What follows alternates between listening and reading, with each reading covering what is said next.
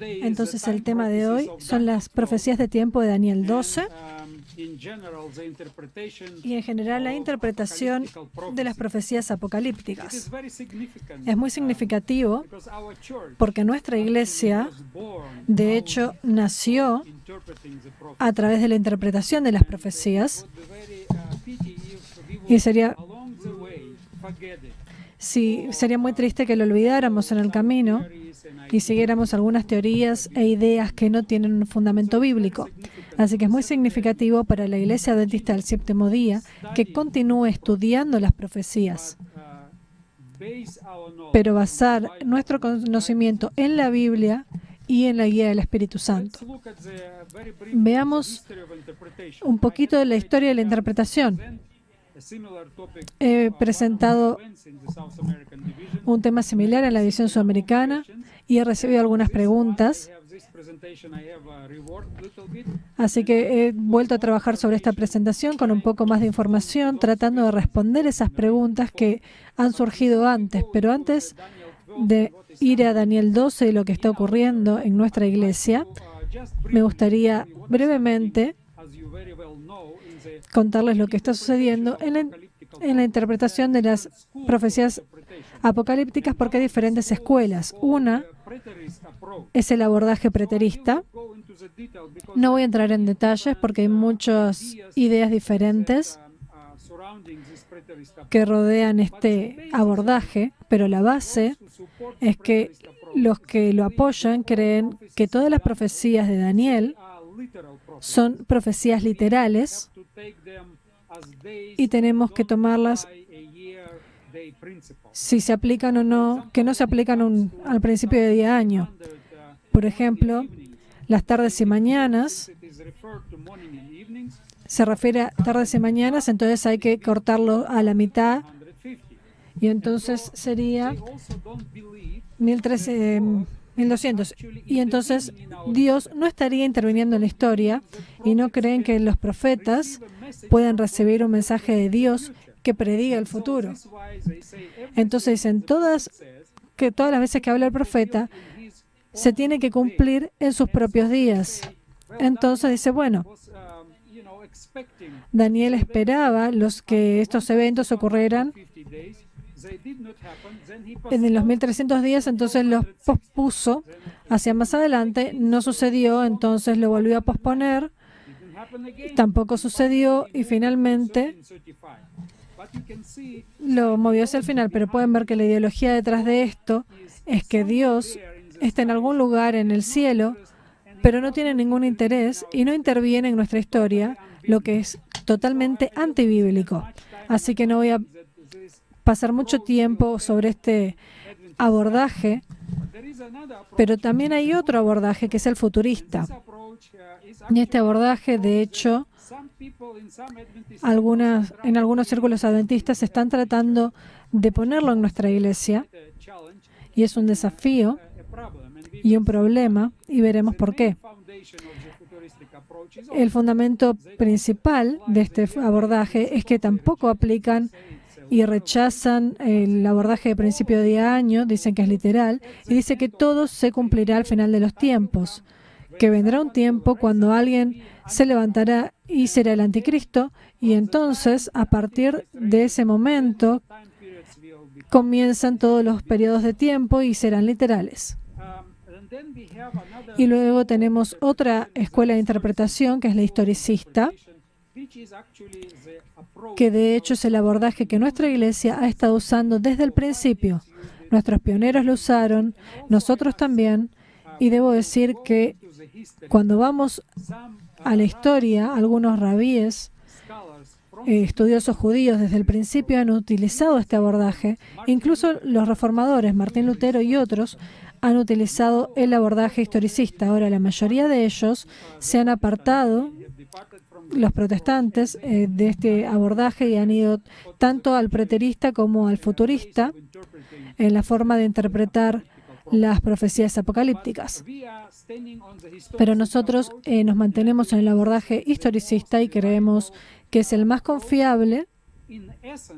En esencia, este abordaje dice que la profecía se ha dado a un profeta y su cumplimiento empieza el día en que se dio la profecía y va a través de la historia y culmina en la segunda venida de Cristo, donde el nuevo cielo y nueva tierra será establecido. Entonces, este abordaje cree que Dios es real, que Dios puede intervenir en nuestra historia humana, que Dios puede revelar el futuro. De hecho, se basa en la Biblia. Es el único abordaje que toma el mensaje bíblico de forma seria.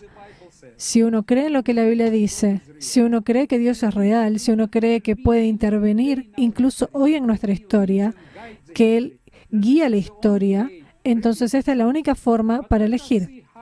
Pero veamos cómo el abordaje historicista, cómo nuestros pioneros siempre han interpretado las profecías de tiempo de Daniel 12. Y basados en eso, vamos a desarrollar algunos principios que serán muy útiles para las profecías apocalípticas. En el libro de Daniel, capítulo 12, hay varias profecías de tiempo. Daniel 12:7, una profecía de tiempo que habla acerca del tiempo, tiempos y medio tiempo. Lo mismo que en Daniel 7:25. Cuando usan el principio de año, viene de los 1260 años. 42 meses son 1260 días y utilizando el principio de año. Entonces no hay mucha discusión sobre esto, pero la discusión está cuál es el cumplimiento, cuándo comenzó y cuándo termina. Entonces nuestros pioneros y la tradición de la Iglesia Adventista siempre ha contado el año 538 después de Cristo como el comienzo del periodo de 1260 días. Es un periodo de tiempo donde la iglesia fiel, fue perseguida por la Iglesia Católica. Y siempre hemos dicho que comienza en el 538 después de Cristo. Nuestros pioneros, estudiosos, Bill Shea, Gerald Hasselt, también han trabajado mucho y publicado mucho material sobre esto. Y hemos estado utilizando el 538 como el comienzo. ¿Y qué ocurrió en ese año? Decimos que hubo varios eventos importantes. Por ejemplo, la liberación de Roma de los ostrogodos. Pero lo más importante, que siempre le damos énfasis, es el decreto de Justiniano. Y en este decreto, él hace al obispo de Roma la cabeza de todas las iglesias, la cabeza de todos los obispos y el verdadero y efectivo corrector de los herejes. Así que en esencia lo que ha estado ocurriendo es que este decreto, que ahora pone al Papa como cabeza de todas las iglesias, de todos los obispos, y quien puede distinguir entre la verdad y el error. Así que se empieza en el 538 y vamos 1260 años y llegamos al año 1798, que es cuando la herida mortal fue recibida por el Papa, por el general francés que tomó al Papa prisionero. En nuestra tradicional comprensión, hay algo que se ha discutido y ha sido la fuente para muchos para poder interpretar este periodo de tiempo de 1260 días. ¿Cuál era la razón principal por la que algunos empezaron a dudar? Es que los historicistas, al estudiarlo, encontraron evidencia significativa que dicen que este decreto de Justiniano, haciendo al obispo de Roma, al Papa, como cabeza de todas las iglesias, y fue quien determina la verdad y el error, es el decreto, fue hecho no en el 538, sino en el 533. Y entonces dicen, bueno, Los pioneros y muchos estudiosos adventistas ahora tienen un gran desafío.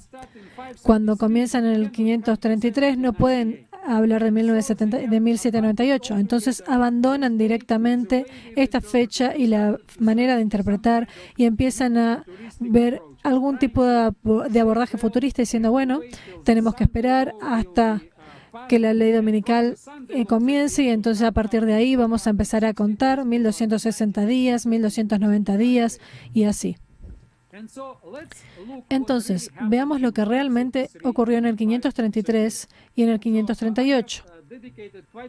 He dedicado bastante tiempo para estudiar estas dos fechas y encontrar si nuestro cimiento no es correcto, ya que todas las cosas que estamos construyendo sobre esta fecha realmente colapsaría. Entonces, en mi estudio descubrí en documentos y material histórico que de hecho Justiniano no realmente hizo su decreto en el 533. Pero lo que es muy interesante y muy significativo es que aunque Justiniano haya hecho este decreto en el 533 después de Cristo, este decreto nunca fue implementado. No lo podían implementar porque había una guerra constante y luchas dentro de la iglesia y fuera de la iglesia. Había una guerra, el Imperio Romano estaba colapsando, había una guerra tras la otra, muchos intentos para tomar la ciudad de Roma. Entonces el gobierno estaba muy ocupado en luchar y en proteger y todas las cuestiones de existencia estaban en el tema. Entonces lo que estaba ocurriendo en la iglesia, de la iglesia católica, los años desde el 533 hasta el 538, fue un tiempo de desafío y problemas. Un papa era cambiado por otro. Y aunque luchaban, ponían uno, ponían otro. E incluso algunos los pusieron en un lugar que luego murió de hambre. Entonces, cuando estudiamos, algo ocurrió y es muy significativo e interesante.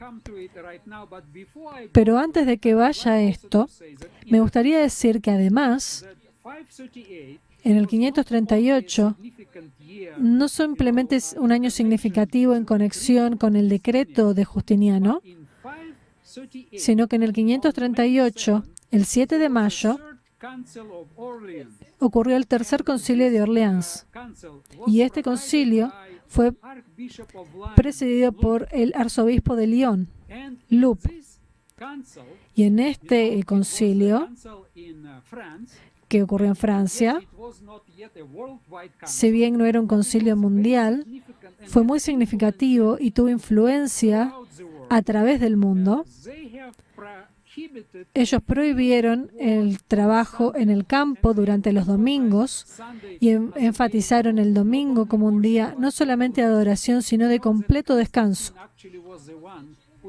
Constantino fue el que decretó el domingo como el día de adoración y descanso, pero permitió el trabajo en el campo.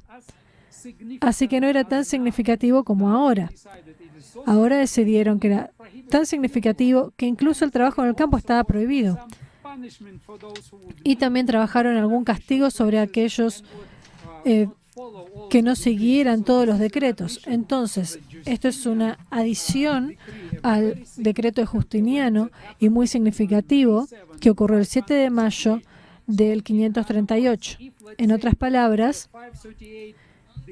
el decreto del 538 colapsaría y este concilio enfatizó el domingo como un día especial de descanso y adoración, lo que es muy significativo porque al final, con el mensaje de los tres ángeles, nos dice que el domingo será otra vez el problema entre los adoradores verdaderos y falsos.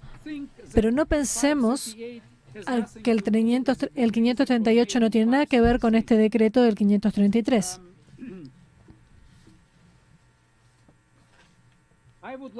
Me gustaría darles un ejemplo moderno. Saben que tuve la oportunidad de trabajar en la división euroasiática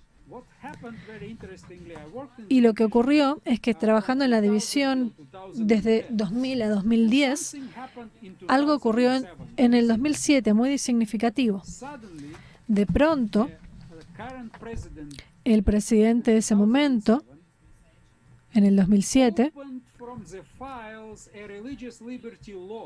abrió de los archivos una ley de libertad religiosa de 1997. Así que Boris Yeltsin, que fue el que era el presidente en ese momento, había firmado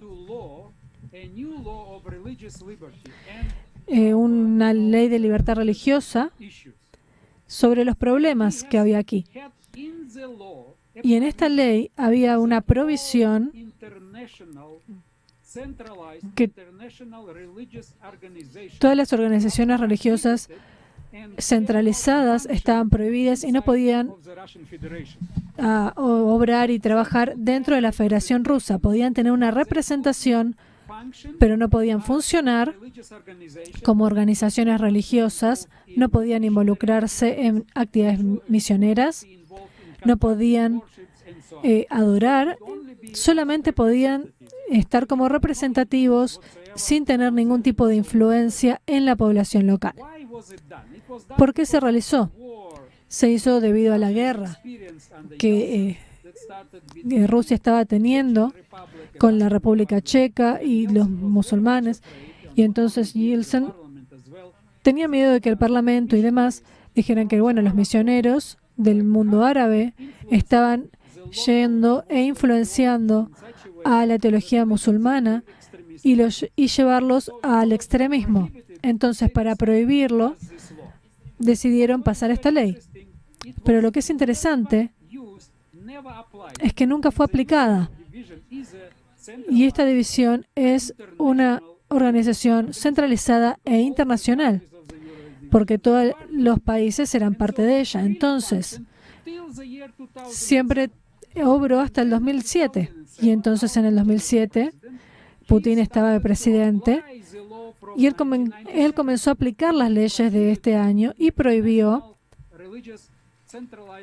que las organizaciones religiosas internacionales centralizadas fueran prohibidas. Así que la división no podía obrar más, así que tuvimos que sacar nuestra oficina de Rusia a Alemania.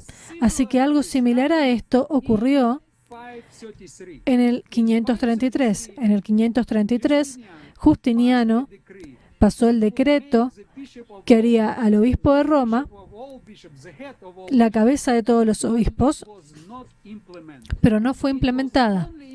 Recién fue implementada en el 538 por el Papa Vigilio.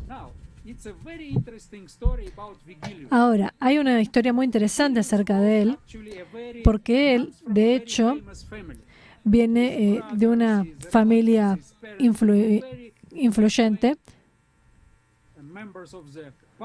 en el Parlamento de Roma y tenía muchas conexiones y él tenía el sueño de convertirse en papa. Así que en el 531, él de hecho entró al servicio de la Iglesia Católica Romana en el 531. Y vean qué rápido se movió. Fue del 531, empieza su servicio como diácono. Y unos pocos años después, era un candidato para ser el Papa. Pero el Papa, que todavía estaba vivo y estaba en función, decide hacerlo aquel que sería el siguiente Papa luego de su muerte. Así que ya quería nombrarlo como su sucesor, y lo hizo, pero tuvo gran oposición en Roma y no pudo hacerlo papa y tuvo que elegir a otro. Y el nuevo papa Vigilio tenía tantas ambiciones que lo envió a Constantinopla para ser un representante de Roma en Constantinopla, tratando de llevarlo más lejos desde el lugar que estaban, para que él no creara ningún tipo de revolución o algo similar. Pero Vigilio fue a Constantinopla y estando allí comenzó a trabajar y consiguió conexiones con el emperador, que lo empezó a apoyar, la administración local, y prepararon todo e hicieron un plan, y el plan era quitar al Papa y hacerlo a él el nuevo Papa. Entonces, lo que ocurrió fue muy interesante. Acusaron al Papa de ese momento como la persona que estaba involucrada con los ostrogodos tratando de crear un golpe de Estado en Roma. Entonces trataban de mostrarle a las personas que el Papa actual quería derrocar al gobierno. Entonces lo removieron de sus funciones y lo pusieron a Vigilio como nuevo Papa en marzo, el 29 de marzo del 537. Lo que es muy interesante es que cuando quitan al Papa y Vigilio se vuelve el nuevo Papa, la población no estaba siguiendo a Vigilio, sino al otro Papa. Entonces Vigilio no podía implementar ningún decreto porque estaba muy ocupado en cómo deshacerse del Papa que acababan de deponer. Entonces Vigilio estaba ocupado con eso y lo puso en confinamiento en un lugar donde estaba tratando de matarlo de hambre. Entonces el Papa, de hecho, murió en diciembre del 537. Entonces, solo luego de la muerte del Papa, que Vigilio había sacado de sus funciones, lentamente la población comenzó a seguir a Vigilio. Pero él no se sentía con confianza, entonces comenzó a utilizar el poder, decretos, para implementar su poder y su influencia a través del mundo, a través de todo el Imperio Romano. Y no solo el Imperio Romano, sino a través de toda Europa, porque el Imperio Romano estaba colapsando. Entonces, en el 538, llegó el tiempo en que empezó a implementarse como obispo de Roma. Entonces, cuando vemos a la profecía que nuestros pioneros estaban estudiando y realmente estaban estudiando, y ellos realmente comenzaron a contar los 1260 días de la persecución de la verdadera iglesia desde la fecha en que el decreto fue de hecho implementado. Y entonces puedo decir que podemos continuar confiando nuestra tradición tradicional. Pero luego hay otra fecha en Daniel 12, además de los 1260 años que ya hemos mencionado, hay una fecha de 1290 días. Y entonces hablamos, lo que es muy interesante es que nuestros pioneros decidieron que el final de la persecución fue en 1798, cuando el general francés Berthier toma prisionero al Papa Pío VI. Bueno, aquí termina la persecución, entonces la fecha tiene que terminar aquí, los 1260 y los 1290. Pero si ambas terminan aquí, entonces los 1290 tienen que empezar antes. Y empezaron a buscar en la historia. Antes que se implementara el decreto de Justiniano con el obispo de Roma como el Papa. Y llegaron a la fecha 508. Y entonces empezaron a ver qué era lo que realmente había pasado. Y descubrieron que el 508 fue un año muy significativo porque fue el año cuando el futuro de la Iglesia Católica estaba ahí al borde de colapsar. Y los eventos del 508, de hecho, salvan a la Iglesia romana, por decirlo de alguna forma, y han conectado la fecha del 508 con el bautismo de Clovis, el rey francés, su conversión al catolicismo y también su victoria sobre los visigodos arios. Y cuando estudiamos la historia, hubo una gran batalla entre la Iglesia romana, entre los arios y los católicos tradicionales. Y en el 508 los arios eran mucho más poderosos y decían que iban a tomar el poder de toda la iglesia. Así que se hicieron muchos esfuerzos para tratar de convertir al rey Clovis a la iglesia católica tradicional, porque él era muy simpático con los arias y los apoyaba. Pero su esposa era una católica tradicional y estaba tratando de que él fuera también para el abordaje tradicional. Y finalmente, en el 508 se bautiza, y lo que es muy interesante es que esto es Francia. Cuando uno lee la historia de París, él hizo París la capital de Francia, y la historia de París, de hecho, comienza con Clovis I. Pero si nuestros pioneros están correctos, los 1290 años comenzaron en el 508 y terminan en 1798, hay algo muy significativo. Comienza en Francia y termina en Francia, que es muy interesante. Pero nuestros críticos también estudiaron este año y el bautismo de Clovis y también las fuentes católicas y llegaron a la conclusión de que los adventistas pioneros se equivocaron aquí también. Entonces dijeron, el decreto de Justiniano, no en el 538, sino en el 33, es cierto, pero fue implementado en el 538 y a partir de allí comienza todo. Y además estuvo el concilio que hizo de que todo el trabajo de campo estaba prohibido los domingos.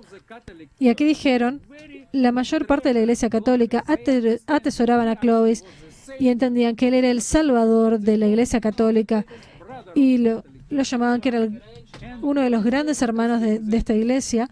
Y lo que es muy interesante es que en 1996 Juan Pablo II celebró una misa especial celebrando el bautismo de Clovis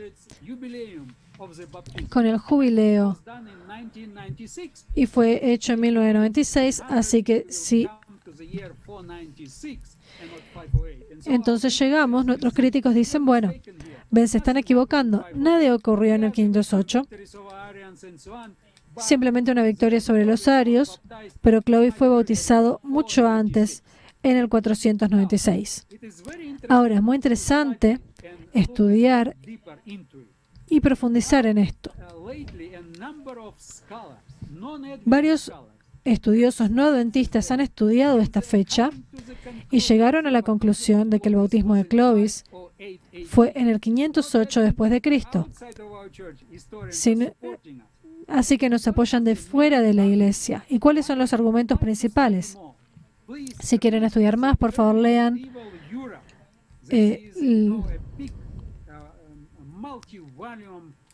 es un multivolumen muy grande, histórico, Early Medieval Europe, de la página 29 a 57, que describe a los estudiosos modernos, y muchos autores han estudiado esto cuidadosamente. ¿Y por qué tan pocos historiadores lo hacen? Y porque la mayoría de los documentos están en latín antiguo y para comprenderlos es muy difícil. Pero muchos estudiosos estudiaron esto porque Clovis fue tan importante para Francia y para la historia católica que decidieron profundizar sus estudios, en lo que descubrieron que todas las cronologías dice que la Iglesia Católica está utilizando viene de Gregory of Tours, un obispo que también era un historiador. Y él nació en 538 y murió en 594. Así que, como pueden ver, él no fue un testigo ocular para el 508 o para el 96, pero las personas han descubierto en sus escritos de Gregory de Tours que él menciona que él no tiene las fechas exactas, pero él sigue fechas aproximadas, así que esto es muy significativo para tener en mente. Pero luego los historiadores han descubierto cartas del arzobispo de Viena, Avitus de Viena. Él nació en el 450 y murió en el 519. Así que él está viviendo en el mismo momento que Clovis I. Y han estudiado la biblioteca del arzobispo de Viena y encontraron varias cartas que iban del arzobispo a Clovis o de Clovis hacia él. Y descubrieron una carta donde el arzobispo lo felicita por su bautismo y muestra varios eventos que han ocurrido. Algunas guerras, la participación de Clovis en las guerras, el pedido del arzobispo de Viena para ayudarlo a liberar prisioneros de guerra que estaban apoyando a la Iglesia Católica. Y cuando uno pone todos los eventos de lo que escribe el arzobispo a Clovis y pone todas las fechas, uno encuentra que son solo la fecha del 508 es la única fecha posible para el bautismo de Clovis I. Entonces esto es muy significativo, porque nuestros pioneros y nuestra comprensión tradicional tiene un fundamento sólido. Y aunque algunos dicen, bueno, tal vez se hayan equivocado, porque la mayoría seguían enciclopedias católicas, pero incluso ahora los católicos tienen que reconocer que no tienen la última palabra, pero ahora los estudiosos muestran que el 508 es la fecha del bautismo de Clovis. Y es muy significativo, porque este es el tiempo que, de hecho, la persecución comenzó en el 538, cuando se prohibió todo el trabajo en el campo los días domingos, y muchos celebraban ambos días para no tener problemas, pero no podían descansar 2 días en el tiempo de la cosecha, por ejemplo. Así que esto tenía muchos desafíos. Pero el 508 fue la fecha cuando la Iglesia Católica fue salvada del colapso y el fundamento se echó para el futuro. El 538 nunca hubiera ocurrido sin el 508. Y por eso Daniel habla de estas 2 fechas, porque fueron fechas muy significativas.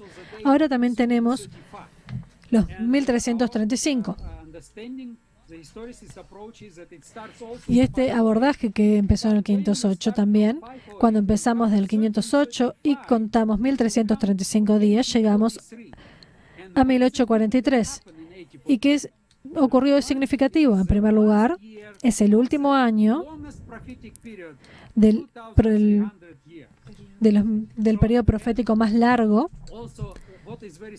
Y lo que es muy significativo cuando leemos Daniel 12 es que habla de los 1335 días y dice, benditos los que lleguen a este punto. ¿Por qué? Porque en esta fecha, 1843, el libro profético de Daniel y de Apocalipsis fueron comprendidos. Hubo luz, se creó esperanza. Apuntaban al día del juicio, el primer mensaje del primer ángel. Y entonces todo esto estaba ocurriendo en 1843. Así que ahora se nos está yendo el tiempo, pero si comparamos esas profecías de tiempo en el libro de Daniel, seguimos un patrón muy interesante. Daniel 2, 7, 8, 9, 10, 12. Primero viene la visión, pero la explicación del tiempo se da un poco después de la visión. Entonces, cuando hablamos de Daniel 12, del 5 al 13, se da la explicación, no como una nueva profecía. De hecho, explica la profecía que fue dado en el 11.2 al 12.4. Así que tenemos que interpretar en la luz de la profecía, porque esta es la explicación de la profecía. Entonces, cuando estudiamos las conexiones lingüísticas entre Daniel 11, 32 al 35 y Daniel 12, 7 al 10, vemos que no podemos tomar las profecías de Daniel 12 e interpretarlas completamente diferentes de Daniel 11, porque usan el mismo lenguaje. Ahora, cuando vemos lo que está pasando hoy en día en la Iglesia Adventista, algunos están tratando de implementar algunos abordajes futuristas modificados y dicen, bueno, estas profecías de tiempo, estas no se han cumplido y serán cumplidas en el futuro. Y entonces van a comenzar a cumplirse cuando la ley dominical se anuncie y desde esa fecha y todas estas fechas comiencen a llegar hasta la segunda venida.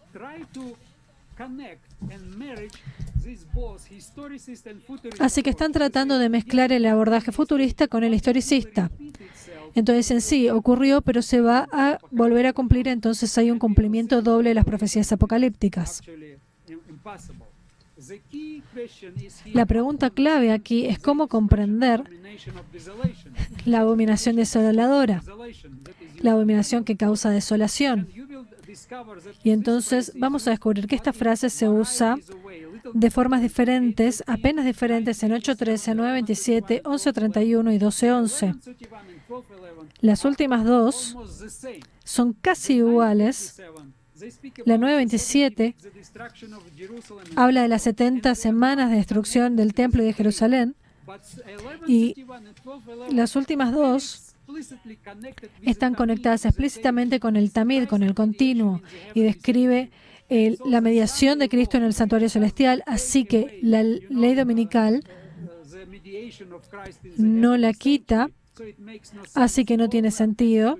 Así que usar aquí el abordaje futurista tendría un problema, porque es cuando una explicación teológica diferente de la salvación se estaría dando. Así que tenemos que tener esto en cuenta.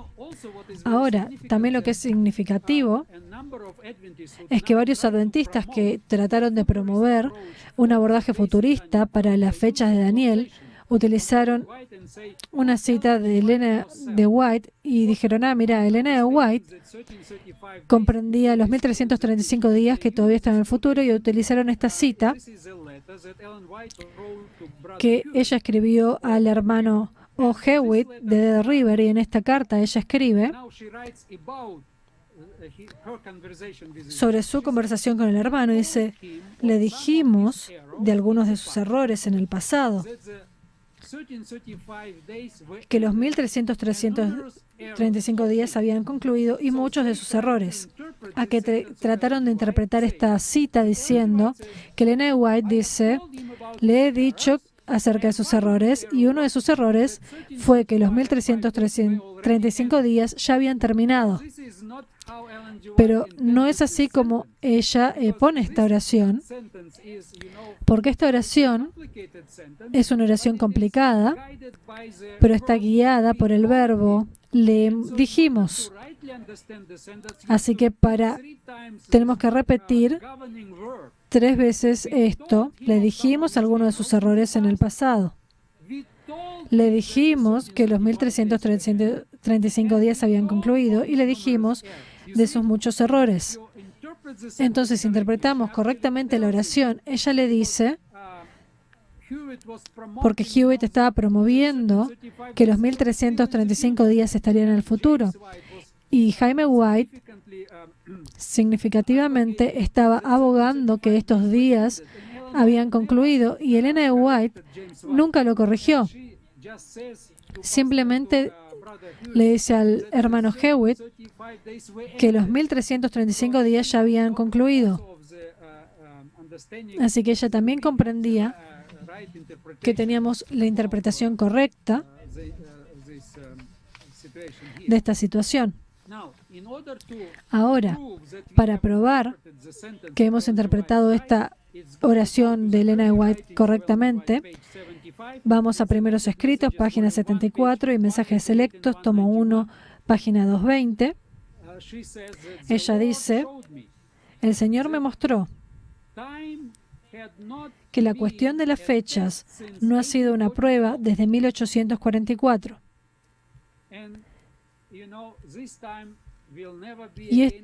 Y nunca volverá a ser una prueba.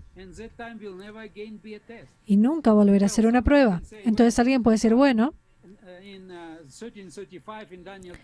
en Daniel 12 no habla acerca del tiempo como prueba, Elena de White sí, pero entonces la siguiente cita nos da más luz. Dice, nunca más habrá un mensaje para el pueblo de Dios que se base en el tiempo. Entonces, de hecho, ella es muy clara que las profecías de tiempo habían terminado. Y podemos confiar plenamente que nuestra comprensión de la interpretación de las profecías apocalípticas de Daniel 12 están correctas. Y entonces así paramos los ataques y los críticos. Entonces, rápidamente, los principios principales de interpretación. Voy a avanzar rápido porque se nos está acabando el tiempo. El primero, la necesidad de orientación de quien dio la profecía. Tenemos que confiar en Dios. Solamente Él puede revelar. Y entonces tenemos que depender de Él. Tenemos que tener un espíritu humilde y dócil. Porque cada uno que trata de atacar nuestra comprensión son muy orgullosos y no se les puede enseñar. Y entonces esto nos revela quiénes son. El siguiente, no todo en un libro apocalíptico es profecía apocalíptica. Entonces tenemos que distinguir incluso cuando estudiamos Daniel y Apocalipsis, qué es profecía apocalíptica y aplicar las reglas de acuerdo a eso. La siguiente, la Biblia es su propio intérprete. Por ejemplo, cuando estudiamos las profecías y vemos en Daniel 12 que repite palabra por palabra las expresiones de Daniel 11, no podemos interpretarlo de forma separada. La Biblia es su propio intérprete y hay que interpretarlo junto. El siguiente, cumplimiento histórico. Por ejemplo, cuando vemos la profecía de Daniel 2, el ángel mismo es el que provee la explicación y da una explicación historicista. Él le dice lo que significa el cambio histórico de un reino al otro desde los días de Daniel hasta que Cristo vuelva. Entonces viene de la Biblia misma. Es muy importante mantenerlo en mente. El siguiente principio es el de la repetición de los bosquejos apocalípticos. Hay un continuo de la historia de la redención, comenzando desde el tiempo del profeta hasta el final. Se dan nuevas visiones, se añade información, pero contiene todo porque hay una repetición. Pero la repetición proporciona una perspectiva diferente del mismo principio, del mismo periodo. Después está el principio del día-año, y esto es muy significativo y muy importante. Saben que varios pasajes que normalmente usamos para probarlo, pero me gustaría invitarlos al libro de Daniel y mostrarle que Daniel mismo ya pone el fundamento desde el principio. Para que los lectores puedan comprender, tenemos que usar este principio. Vamos a Daniel 1, versículo 5. Dice, y Nabucodonosor lo llevó a la Universidad de Babilonia para estudiar y luego les dice cuánto tenía que, versículo 5, y que los criase 3 años. Y Daniel utiliza la palabra hebrea para año, pero luego en el mismo capítulo, cuando estos años terminan y tiene lugar el examen final, 1:18, dice, pasados pues los días al fin de los cuales había dicho el rey, utiliza el año y luego los días y los junta. De hecho, Daniel mismo nos ayuda. Él pone el fundamento del principio de año desde el principio del libro. Tenemos que tener esto en cuenta. Después, el foco que se centra en el Mesías. Todas las profecías se enfocan en Cristo. Y esto es muy significativo. El siguiente principio es el futuro incondicional de las profecías apocalípticas. Algunos dicen, bueno, era condicional, todas las profecías son condicionales. Y sí, muchas profecías son condicionales. Y Jonás, cuando va a Nínive y profetiza que Nínive sería destruida, era una profecía condicional, ya que las personas se arrepintieron, entonces la profecía no se cumplió. Pero las profecías apocalípticas no son condicionales. Cuando el Señor dice 1260 días, mi iglesia será perseguida por el cuerno pequeño, no significa que es condicional. Se cumplirá tal cual lo dice. 1300 tardes y mañanas, los 1290. Todas son profecías incondicionales. El siguiente también es muy significativo y tenemos que comprenderlo bien. El cumplimiento único de la profecía apocalíptica. No podemos decir que los 1260 días y los 1290 días o los 1335 que se van a repetir. No. Solamente tienen un cumplimiento. Pero leemos de Elena de White, cuando se refiere, por ejemplo, a Daniel 11, dice que escenas similares a las descritas en estas palabras tendrán lugar. Y ella está apoyando el doble cumplimiento de las profecías, pero en realidad lo que está ocurriendo es que Elena de White nunca dice que la profecía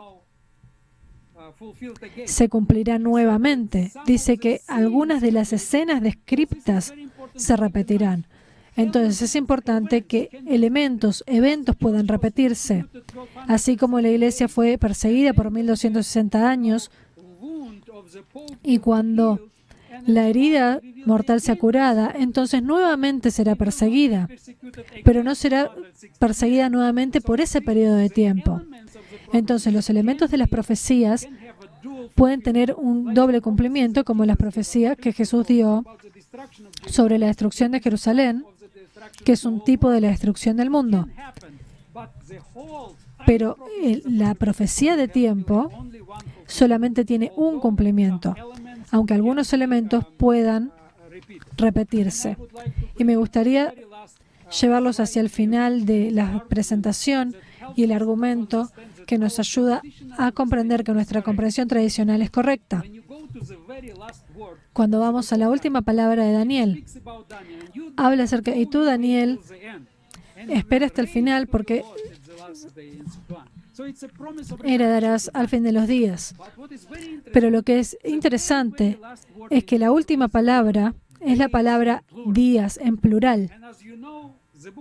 Y saben, el libro de Daniel fue escrito en dos lenguas. Fue escrito en hebreo y en arameo.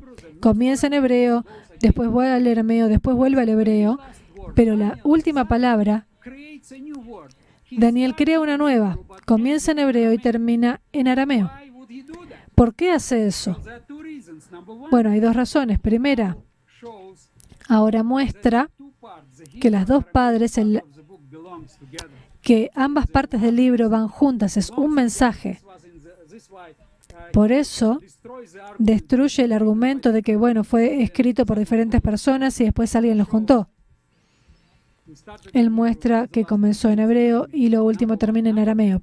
Eso fue en primer lugar. Número 2. Cuando leemos el versículo 12:12,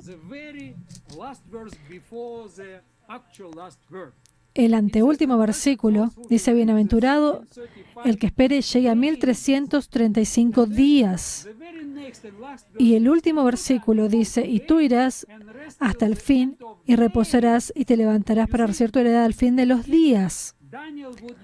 Si Daniel utilizara una palabra yamim, este yamim se referiría a los 1335. Y algunos que intentan interpretarlo como una profecía futurista, entonces estarían en lo correcto. Pero Daniel no termina ahí. Quiere hacer una diferencia entre los 1335 y Amim días, y él pone un artículo definido tratando de mostrar este es el final del tiempo completo, del primero y el segundo. Y entonces diferencia de los 1335 días y que la última palabra de Daniel es un fuerte argumento que la interpretación tradicional adventista historicista de las profecías apocalípticas es correcto. Y entonces podemos agradecer al Señor que tenemos un fundamento fuerte. Y perdón que tengo que terminar aquí. Confiemos en la palabra profética. Gracias.